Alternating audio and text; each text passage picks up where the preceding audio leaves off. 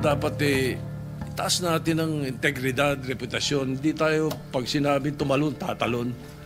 Pakinggan naman natin muna dahil maraming mali. Maraming error ang House.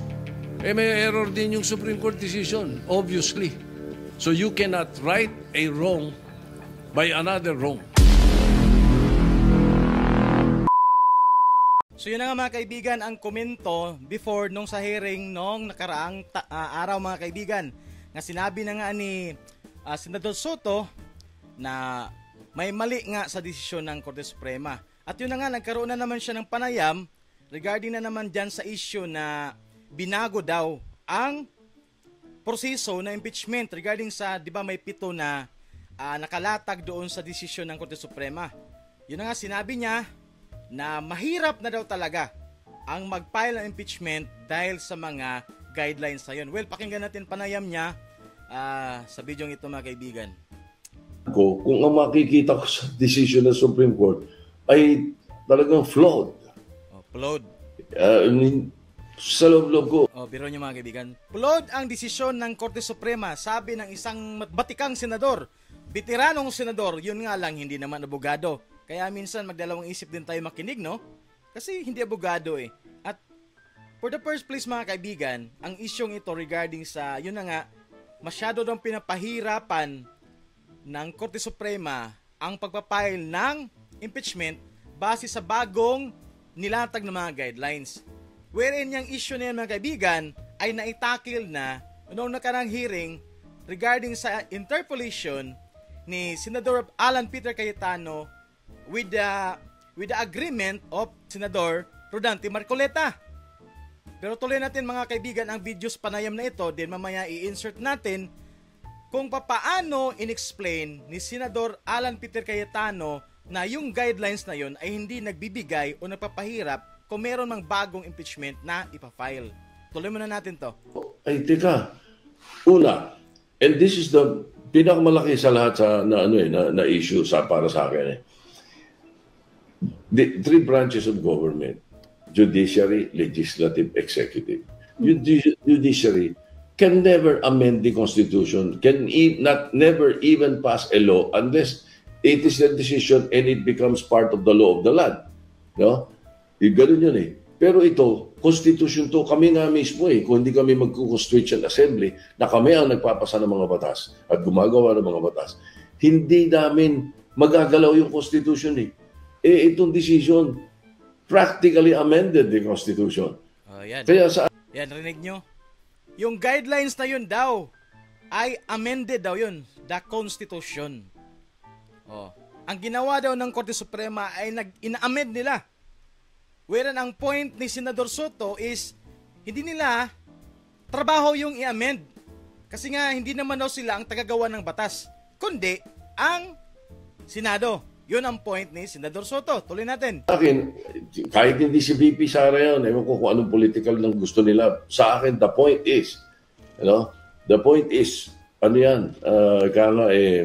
it's the number one problem as far as I'm concerned. We are amending the Constitution instead of interpreting the Constitution, which should be the trabaho ng Supreme Court. During the deliberations, several points were raised na factual errors na pinapoint out nga ninyo dun sa ruling na siguro factual error daw.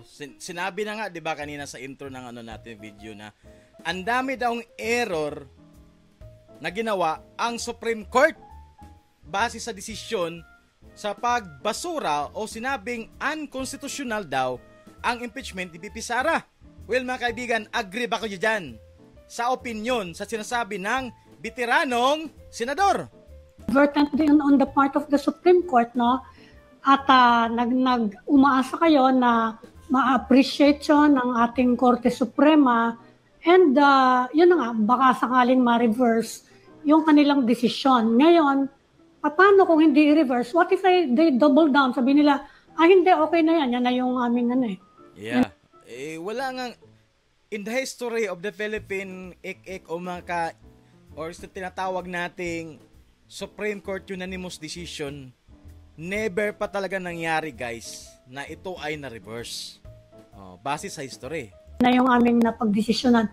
ano ang susunod, ano ang pwedeng gawin para, kasi sinasabi ng mga tao, it will weaken our institutions at yun nga, sinabi nyo na, paano naman yun, inamendahan nyo yung constitution natin through a judicial order. Oh, inamendahan daw. Nag-amenda ba ang Korte Suprema? Para sa pagkaintindi ko mga kaibigan, regarding sa decision nila sa impeachment ni BP Sara, di put up a guidelines para for the next time na magkaroon ng impeachment, hindi na magkamali sa mga technicality, kaya nga nagkaroon ng problema kasi ang daming mali na ginawa. So, ang pagbibigay ba ng Korte Suprema ng guidelines ay nag-a-amend na sa House Rule? Ano sa tingin nyo mga kaibigan? Ano ang pwedeng maging next move nung mga nagpo-push netong issue na to, yung impeachment? At this point, napakabigat ng tanong mo na yan, Ami. Masyado mabigat yan because pag sinabi natin na hindi i-rectify ng Supreme Court man lang yung kanilang decision, yung overall decision nila okay yun, pero baka naman pwedeng i-rectify yan. Ngayon, sinabi mo, hindi. Speculative. Ayaw ni Senator... Speculative lang, yeah. Ayaw ni Senator Dante ng speculative. Anyway. Ayan tinawanan niya si Dante Marcoleta mga kaibigan. Pero that time sa hearing na nagkaroon sila ng debate, wala naman siyang binatbat. Diba? Anong ginagawa nila ngayon mga kaibigan? Dahil talo sila doon sa debate sa hearing sa Senado, doon sila rumaratrat sa media. Wherein sinabi na nga ni Senador Dante Marcoleta, yung mga grupong yan, yung mga dilawan, paborito ng media yan sila yan. So ito na nga, kaliwat kanan ang interview sa mga taong pro-impeachment. Diba? Sino yon? Yung mga ex-justices. Sila Carpio, Morales, sila Acuna, sila Puno, lahat. Lahat ng mga certified, kaya nga pwede nating sabihing dilawan mafia diba? Halata naman itong mga taong to, sino-sino. Disente daw sila. Dahil sa kanilang pagkadisente, even desisyon ng Korte Suprema ayaw nila sundin. Kasi nga gusto sila ang masunod. Ganun ang mindset ng mga taong to. Speculative. Hindi kumilos. Yun na yun. Tapos ang motion for reconsideration binasura. So yung laman ng decision yun na yun. They amended the Constitution. At this, mahirap isipin ko ano mga pwedeng gawin. Pero ako, nakikita ko agad dito, bigla akong papayag sa Constituent Assembly. Dati ayokong palitan never ako sa Chache. Pwedeng pwede kasing masabi ng iba na merong tawag dito, grave abuse of discretion ng mga justices. May grave of may gulay galing sa isang hindi naman abogado. Sa culpable violation of the Constitution yan. Dahil binago nila, hindi naman nila trabaho. Okay. So yun. So yun ang point nila. Binago daw talaga ng Korte Suprema. Inamendahan daw talaga. Base sa paglagay lang ng guidelines, yung 7 guidelines. Anong masabi nyo? Tama ba yun? Nag-amenda ba talaga ang Korte Suprema o hindi? Yan. Pwede nyo po i-comment po yung mga opinion nyo mga kaibigan. So, ano mga remedyo? Pinahirap nila impeachment. Di ba? Pag nanatili yung sinasabi nila, yung ilang puntos doon na dapat gawin. Isa-isa natin mamaya if you don't mind. Yan. So, itong issue to mag-ibigan, ni-raise na ito ni Senador Alan Peter Cayetano. Na yun na nga ang issue, pinapahirap na daw masyado ang impeachment. Which is na-explain naman. Well, mamaya mga kaibigan, ipapakita ko yung buong explanation or buong argumento regarding sa 7 guidelines na yan, regarding sa mga explanation between Senador Dante Marcoleta and Senador Cayetano. Mamaya po, i-insert natin dito mamaya. Pero at this point, just to answer your question, sa akin, ang naiisip ko agad, papayag na ako sa Constituent Assembly. Papayag ako to change the Constitution pag gaganyan. Sapagkat, taga mo na, na iba na eh. Oh. Wala nang mai-impeach, believe me. Bakit ko nasabi yan? Wala na daw. Dito sa decision nila. Okay. Bakit? Meron silang mga requirements na dinagdag. Requirements. Evidence must be, tawag dito, detailed. Sa pagkaintindi ko, yung guidelines na yun, part naman yun sa due process. I think hindi naman dagdag yun. Guideline and part na rin sa due process yun. Base sa pagkaintindi ko, Yung impeached officer must be given a chance to refute the complaint. Kung ayaw umattend. So walang impeachment. Narinig nyo nun, guys?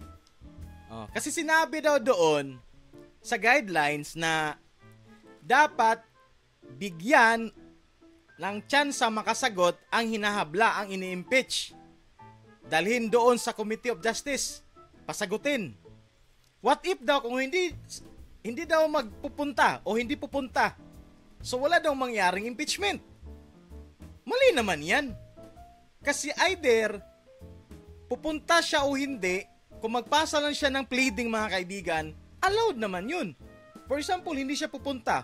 O di, magpasa lang siya ng pleading. Tuloy pa rin ang hearing sa Committee of Justice. Kaya yung sinabi niyang, kung hindi daw pupunta yung inakusahan, walang mangyaring impeachment kasi hindi daw sumunod sa guideline na ibinigay ng Korte Suprema. Anong klaseng reason out yan? But anyways, mamaya mga kaibigan, mas ma-explain yan mamaya ni Senador Alan Peter Cayetano with the agreement o the opinion of Rodante Marcolita. Pero tapusin lang natin ang video ito. Hindi ba? Ayun. The evidence must be shown. Kaya nga, kung ayaw nga umatindi, pagkatapos ang sinasabi, all 300 ba to? House members. Parang na-school bukol tayo nito must have access to the complaints. Okay naman, they have access to that also in plenary voting. Okay there. Pero they must all execute affidavits of having read and understood the articles of impeachment. Kung sabihin ko, ayaw kong basahin, wala akong kopya dahil hindi kayo pwede makapag-impeach. Pangalawang reason out niya. Unang reason out niya, pag hindi mag-attend yung ini-impeach, hindi matuloy ang impeachment. Pangalawa, kung bibigyan nga lahat ng copy ang mga congressman. Kung may isa daw congressman na ayaw basahin yung yung article of impeachment, hindi na rin daw ulit matuloy ang impeachment kasi nga hindi daw nasunod yung guidelines. Anong klaseng reason out yan? Yang mga ganyan na technicality, considered na yan. Ang point lang sa guideline doon, na ibigay, na ipakita, na sa kanya na yon kung mag-agree siya o hindi. So kung hindi siya mabasa, pero nabigay na yung copy sa article of impeachment, in other words, hindi siya agree. So ba't siya magbubut ng yes? Bakit siya pagpirma, di ba? So yung reason out, di ba? Rinig yun naman. Yung reason out ni Senador Soto, the veteran senador, na yun na nga, hindi daw matutuloy dahil sa mga guidelines kasi mahirap. What if hindi daw masunod to, ganyan-ganyan. Pero narinig yun naman. Reason out niya, kung hindi a-attend yung hinahabla, hindi matuloy ang impeachment.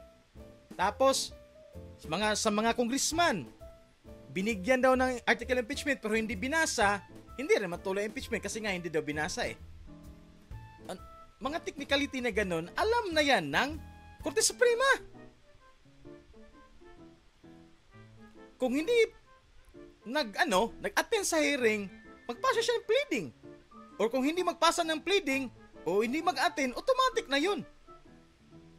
May rason na ang prosecutor o ang Committee of Justice na idulog na ito sa Senado. Even hindi umattend ang hinahabla or nagbigay ng pleading. Kasi iligay naman na sa reason out na we did this thing pero hindi siya sumunod. So we have no choice. We need to pass this article impeachment sa Senado. Anong problema doon? Tapos dahil lang doon, isabihin mo na hindi matuloy impeachment kasi may aberya? I don't think so. 2 buwan, 3 buwan ako sa abroad All ang sinabi they will be very strict on the wordings, di ba? Katulad ng ginagawa nila ngayon. Tapos the plenary must have... Parang bata naman reason out yan. ganun. School bukol nga tayo nito mga kaibigan, no? Dahil sinabing, oy, lahat, hindi matuloy ang impeachment, ha? Kung hindi nabigyan ng copy ang lahat ng congressman, at hindi nabasa, at hindi naka-oath, at hindi naka-ano ng affidavit, nakapirma.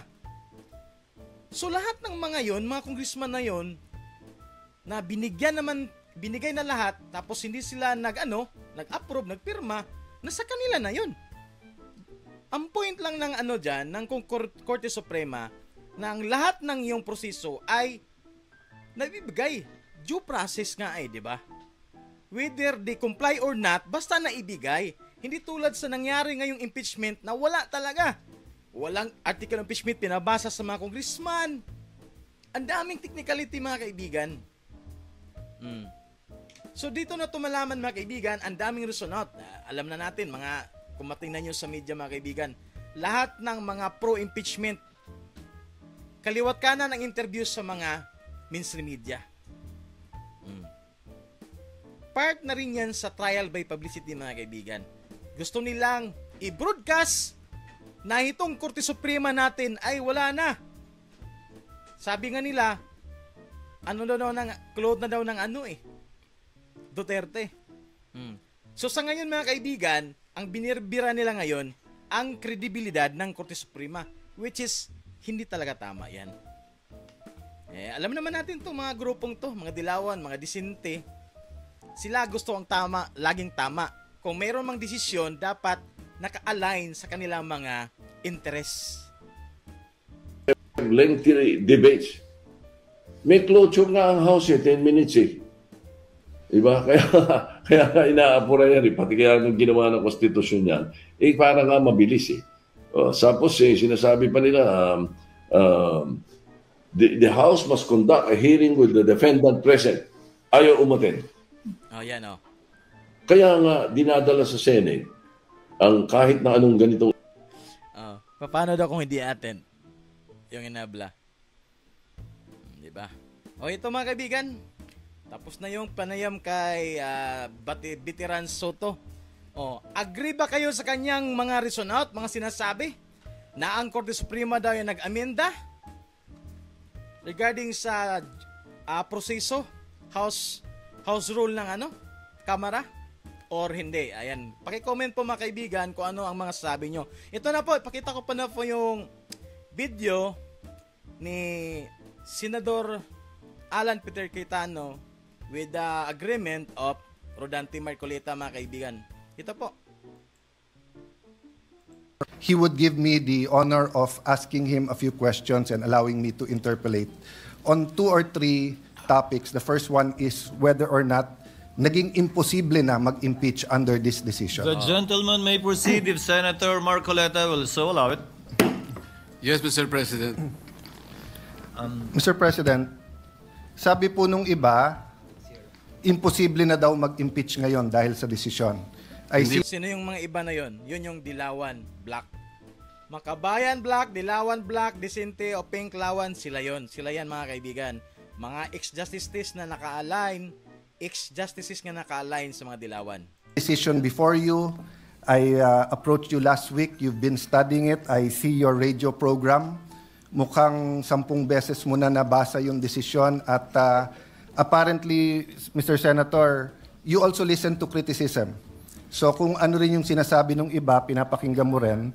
In your view, may I take note first, Mr. President, that I am glad that the Senator made a distinction na he is for the rights of everyone. He was adopted by PDP and ran with a particular party, but he is not a member of the Duterte Bloc. Am I correct there? Technically speaking, Mr. President, I am not a member of the PDP, but I admit that I was adopted and I ran in unity with some of the parties of the PDP candidates at the time. The point I'm going at is like, I was a cabinet member in the Duterte administration, but I have not talked to the Vice President. I ran as an independent in 2022, so I speak now as a senator and not as a partisan. I assume the same, Your Honor. Yes, that Mr. President. you're giving your own personal opinion as Senator Marcoleta, not as a partisan. Of course, I assume that for everyone here, no? Regardless of our position. So, Mr. Senator, sa iyong paghimay ng desisyon, sa tingin mo ba imposible na ngayon mag-impeach ng isang impeachable officer? Ayan. Hindi po, Mr. President. So, Ayan. naging napakahirap So yun, Senador Tito Soto, hindi daw mahirap, sabi ni Senador Marcolita. ba mag-impeach ng isang officer? Hindi ko po alam kung bakit mahirap po sa kanila, Mr. President. Ang importante lang po, ilagay lang po sa tamang proseso. Ayan. Sabi ni Senador Marcolita, hindi ko alam, ba't nahihirapan sila? Ang tama lang naman sigurong gawin ay isunod sa tamang proseso. Sundin ang tamang proseso. So anong mahirap doon? Napakasimple po kasi nung kanilang mga tuntunin, iniisip ko, sundin lang yung mga tuntunin. Correct. Ang problema po, isa man sa tuntunin, wala pong sinunod eh. Saplot. Kaya po humirap para sa kanila. So, Mr. Kasi gusto nila shortcut, Senador Marcolita eh. Alam naman natin mga grupong to. Shortcut. Sabi na nga sa pahayag ni former Senador Trillanes before, sabi niya, wag na yung mga technicality. Ang anuhin natin dyan kung ano ang ebidensya sa impeachment. O, kita nyo yung mga reason out nila, mga kaibigan. Kahit anong reason out nila dyan, basta masunod lang yung gusto nila. Kahit alam na nating, halata nating mali, diba? President, I'm glad you mentioned tamang proseso. I think the way the Supreme Court said it in page 95 of the decision, there is a right way to do the right thing at the right time. The problem, Mr. President, is sinasabi po nung iba, may decision na sa former decisions, meron ng definition ng initiation, and many of us here were not mere spectators there. I mean, Senator Soto, I think, was in the impeachment court, di ba, of Senator Estrada, Senator Laurentu. Senator Kiko was still on this. We were together kay Senator Corona. Senator Cheese and I and Senator Miggs were in the House during the prayer 1/3 to the Senate articles of impeachment, di ba? So, hindi po tayo stranger sa mga pangyayaring ito. Correct. Ang punto ko, Mr. President, Senator Marcoleta, kung hindi nagsabi ang Supreme Court ng specific na dapat sundin, pwede kong ma-interpret na baka naman masyadong mahirap. Baka naman kahit anong i-file, kung gustong protektahan, hindi na siya ma-impeach. Baliktad nga sila eh. Binigyan ng magandang guidelines, pero sa kanila, mas lalo dang mahirap. Tama ba yun? Binibigyan ka ng, for example, ikaw, may pinapagawa sa'yo. Binigyan ka ng guidelines or tips or hints para mas easy sa'yo ang gagawin mo. Pero yung interpretasyon sa mga dilawan, makabayan, ito daw ay nagpapahirap. So yung guidelines na binigay ng Korte Suprema ay nagpapahirap daw. Yun ang kanilang interpretasyon. Paano na yung accountability? But is it true, Mr. President, that on page 93 of the decision, the Supreme Court actually narrated what has to be done for a valid impeachment complaint? Ayan. Yes, Mr. President. Allow me to read. 1, the draft article of impeachment or resolution should be accompanied by evidence when made available to members of the House, especially those who are considering its endorsement. 2, the evidence should be sufficient to prove the charges in the articles of impeachment. 3, the draft articles of impeachment and their accompanying evidence should be made available to all members of the House of Representatives, not only to those who are being considered to endorse. Impeachment is an act of the entire House, which requires a qualified minority of only 1/3 of its members to be transmitted to the Senate.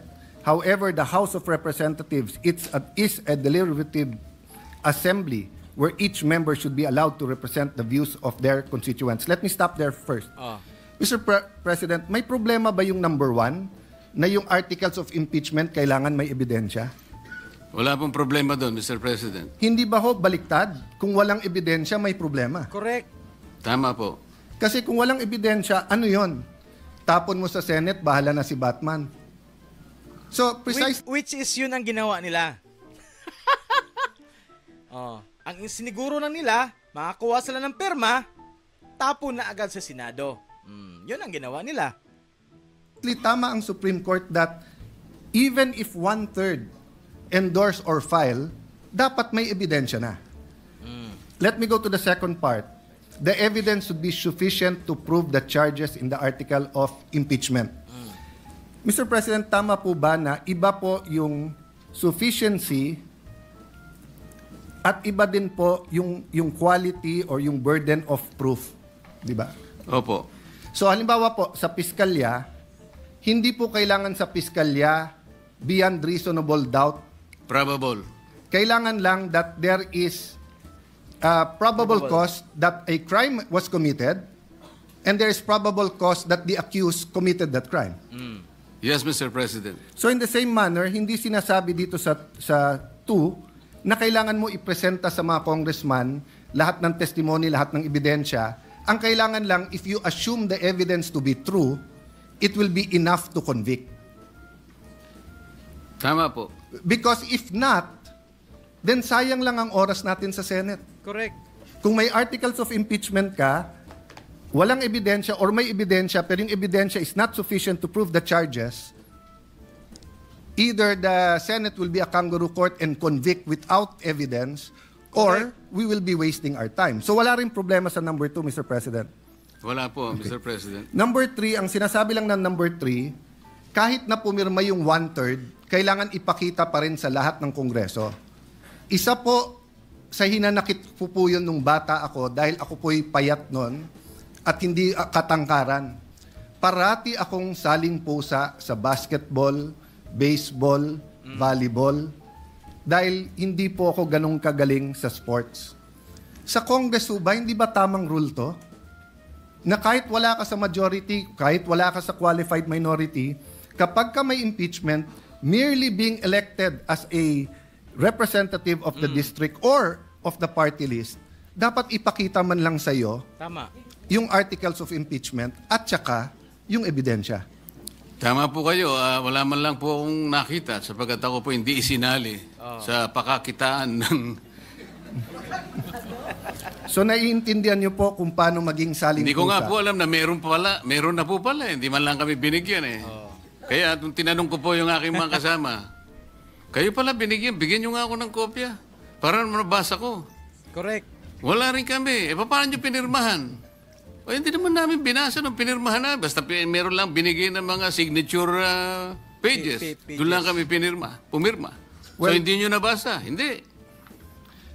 God and the world has a way of correcting itself because now I have the privilege of serving the people here, not as a saling-pusa, and definitely, Your Honor, as chairman of the Senate Blue Ribbon Committee, is not a saling-pusa here in the Senate. In fact, you are an esteemed neophyte with a very powerful committee. So, again, number 3 is just a simple walang saling-pusa rule, which is very good. Number 4, respondent have the opportunity to be heard on the draft articles of impeachment. Ayan.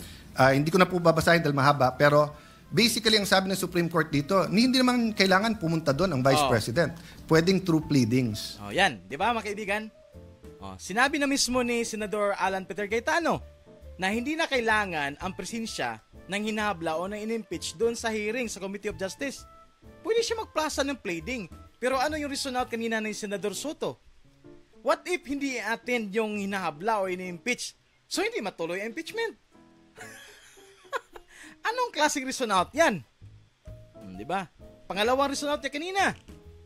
What if hindi daw pipirma or hindi tatanggapin yung article of impeachment ng isang congressman kasi nga ayaw niyang tingnan, ayaw niyang basahin, so hindi na daw matuloy ang impeachment. Anong klaseng mga reason out yun?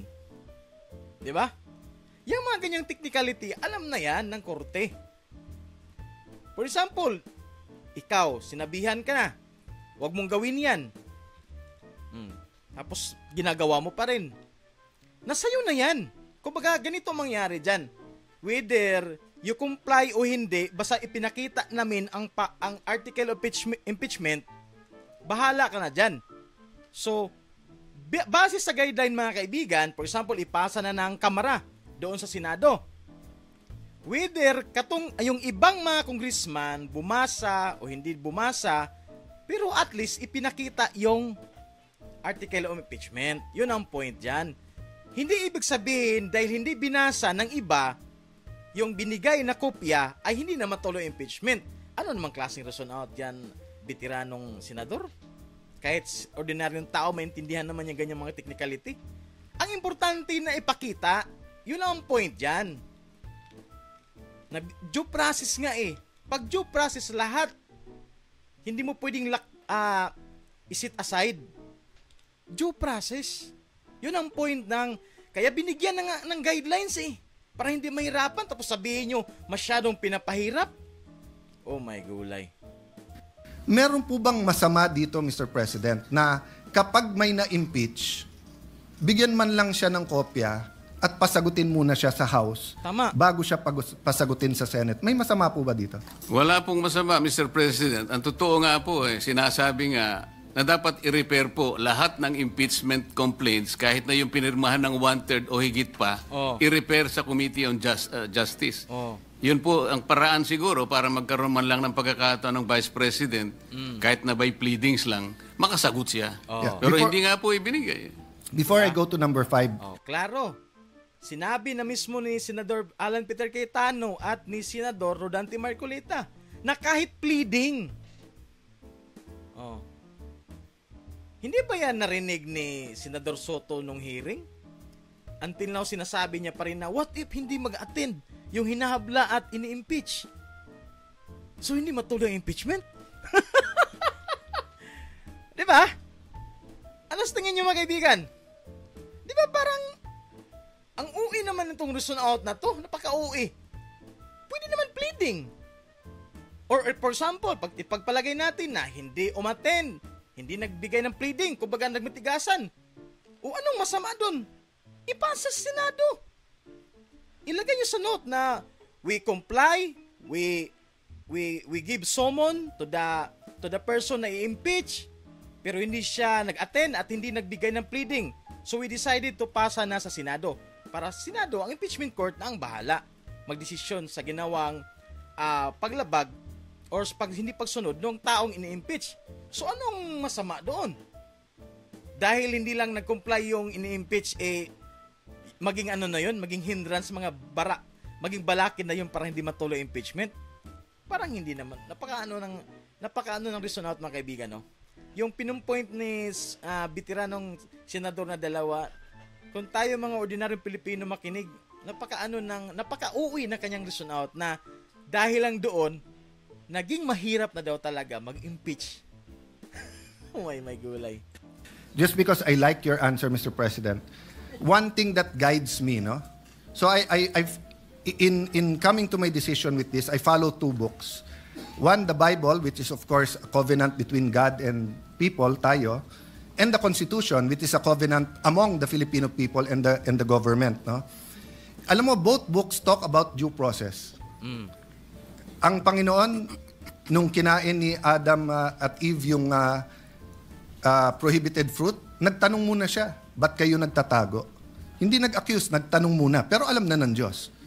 So ang ibig lang sabihin ng due process, sabi ng desisyon ng Supreme Court, magtanong ka muna bago ka humusga. So Mr. President, I was thinking, what if naging masyadong emosyonal yung eleksyon ng huli, and one-third of members of Congress ay naging anti-administration, at ang kinahaharap natin ngayon ay isang impeachment labang kay President Marcos, at pag siya'y na-impeach, magiging presidente si Vice President Sara.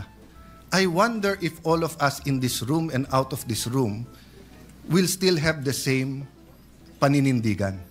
I hope I will. I'm not judging. I am just saying, Mr. President, what helps me is those two books, but also to put myself in the opposite side, to put myself in that position. What if, so I'm looking, I see my good friend, former Senate President Zubiri, shaking his head. So natanaw ko tuloy si Senator Kiko. What if Vice President Leni and Senator Kiko won in 2022?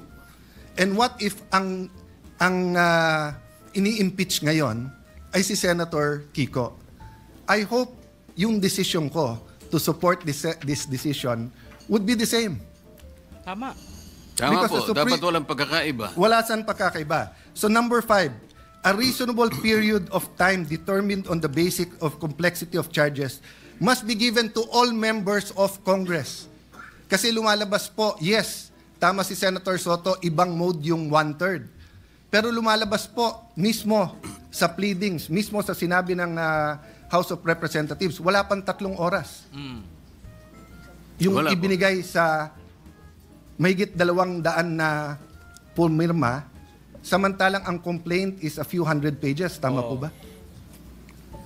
Mahaba pong pahina lahat ang sinabi sa akin, Mr. President, at hindi po nila nakayang basahin sapagkat wala nga silang kopya. Humihingi po sila ng kopya bago pumirma, ngunit wala pong ibinigay. Yun po yung sinabi sa akin ng mga ilan sa aking mga kasamahan doon.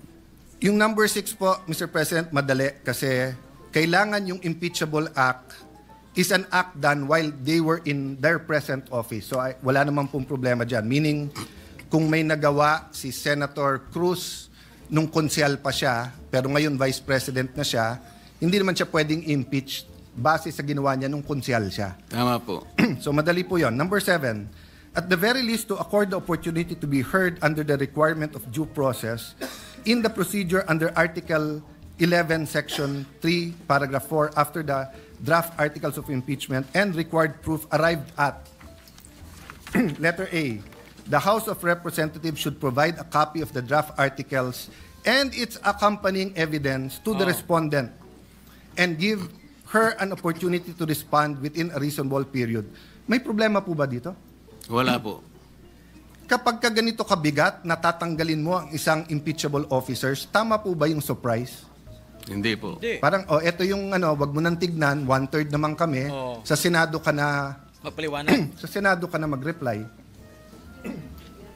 Diba? Yun ang gusto ng Kamara at Dilawan at Makabayan Black. Ang point na nila dyan, hindi ka namin gusto, whether you like it or not, signature na sila lahat, pasa na agad sa Senado. Yun naman ang point nila dyan, kasi ayaw nila kabipi Sara. Minamadali nila. Then nagkataon kasi na kaibigan, they expect kasi na gagawa sila ng mali sa technicality, they expect na ang Senado ay makuha nila ang majority. Kaya ngayon, nagkalitsi-litsi ang plano nila kasi nga, hindi nila nakuha ang majority after ng 2025 election. Kaya ganito ang nangyari.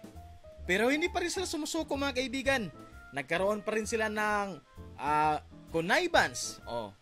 Pagkampi-kampihan, Dilawan, Makabayan Black at ang administrasyon. Ano na ngayon tinitira nila? Korte Suprema na ang tinitira. Sa ginawang mali ng Kamara, ang biniblame ang Korte Suprema. Wow, ang galing talaga ng mga taong ito mga kaibigan, no?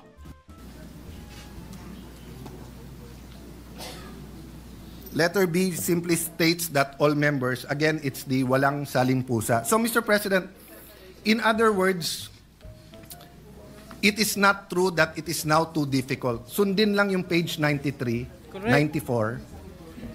Whether it's February 6 for the Vice President or if anyone wants to... Klarong-klaro, sabi ni Senador Alan Peter Cayetano, sundin lang ang page 93, yung guidelines na yun, walang mahirap kung mag-impeach ulit.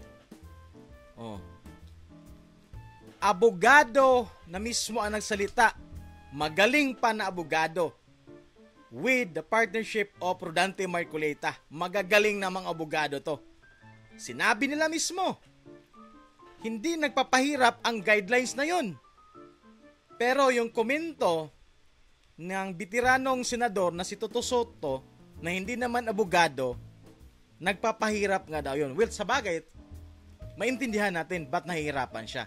Kasi nga, hindi naman siya abogado eh. Di ba? file an impeachment against anyone, magagawa to at any time. Tama po, Mr. President. So yun mga kaibigan, narinig naman natin, di ba? Klarong-klaro. So, anong mahirap dun? Kung ikaw ba bibigyan ka ng hint, guidelines, tips, Nagbibigay ba yun sa'yo ng kahirapan? Siyempre hindi. Mas lalong gagaan ang trabaho mo. Kasi binibigyan ka ng guidelines. Tapos sabihin yung mahirap. Oh. So ano yung reason out? Samarin natin. Ang reason out ng bitiranong senador regarding sa binigay na guidelines ng Korte Suprema ay nagpapahirap daw sa impeachment. Oo. Kasi nga daw, what if hindi daw mag-attend yung ini-impeach? So hindi matuloy ang impeachment.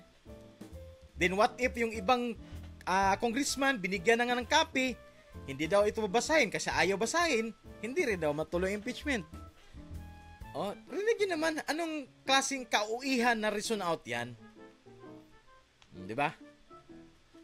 Ang point lang dyan mga kaibigan, ganito lang yan. Una, sa pagbigay ng guidelines, kaya ayaw nila, kasi ang Kamara mga kaibigan, ayaw nilang i-correct sila ng Korte Suprema sa kanilang ginawang mali. Yun ang pinaka-point dun. Kahit sino naman, kahit sinong tao pakausapin mo, kung ayaw nila magpa-correct, ayaw talaga. Kahit gaano pa kaganda ang binigay mong advice, kung ayaw niya itong sundin, wala kang magagawa dyan. Which is yun ang ginagawa ngayon ng Dilawan, Makabayan Black at ng Kamara. Anong ginagawa nila? Ginawa nilang masama yung magandang guidelines na ibinigay ng Korte Suprema. Ito daw ay inamindahan daw o reason out kanina ni Soto na hindi trabaho ng Korte Suprema na amindahan ang House Rule o ang Konstitusyon. Trabaho daw yan ng Senado, ng Kamara. Pero narinig naman natin mga kaibigan ang pagpapaliwanag ni Senador Alan Peter Cayetano regarding sa guidelines na yun. Klarong-klaro naman. Anong mahirap doon? Kung hindi mag-attend, pwede namang magbigay ng pleading. Kung hindi magbigay ng pleading yung inhabla, well, ilagay nyo sa report nyo na ito na ginawa na namin tong proseso na to, pero hindi sumunod. Kaya pinasa na namin sa Senado. So anong doon? Anong question doon? Dahil lang doon. Kaya yung reason out mga kaibigan na dahil hindi umattend, hindi magbasa yung iba, kahit binigyan ng copy, ay isa daw yung maging barrier o hadlang na hindi matuloy ang impeachment, which is napaka-OA na reason out mga kaibigan. So, yung final natin dito mga kaibigan, may point lang dito is ganito lang kasimple. Ayaw nilang magpa-correct sa guidelines o sa binigay na advice ng Korte Suprema. Pangalawang rason dyan, ano talaga? Whether you like it or not, yang grupo na yan, gusto talaga sila ang masunod. With a connivance, with a partnership, lahat-lahat na yan sila. Kita nyo naman sa mga mainstream media mga kaibigan, sino-sino ba yung mga pabalik-balik na in-interview? Mga ex-justices, naparihan nila ng interest. Sino mga personalidad kitang-kita nyo naman dyan? De Lima, yung congressman na pantay ang bibig, sila yan. Mga Dilawan, yun na nga, si Risa Ontiveros, nagbigay ng reason nagbigay ng example na mayroon talagang unanimous decision. Ito kang bla bla bla. Afterwards, kinurek ng Korte Suprema, pahiya tuloy. Di ba? Diyan tayo. Kaya minsan mga kaibigan, kahit gaano mo pakatalino, kung meron kang kinikilingan, meron kang dinadapigan na interes, doon ka mahuli. Na kahit gaano ka katalino, bulo ka pa rin. Kasi wala sa prinsipyo mo Iba talaga yung matalino na may prinsipyo mga kaibigan. Whether you like it or not, yun talaga. Kung ano yung tama, doon siya. Hindi yung sinabi na nga ni Senate President Jesus Cordero, di ba? Before agree kayo sa ganitong kaso, ngayon disagree kayo? Disagree ba kayo dahil iba ang apelidong hinahabla? Dahil anti-Duterte kayo? Sa pool sila doon. Lahat ng mga ex-justices mga kaibigan, sa pool sila doon. So yun makita mga kaibigan na yung mga grupong yan, kita nyo naman, full force sila ngayon. Rally dito, rally doon. Mga leftist, rally. Ganon yan sila.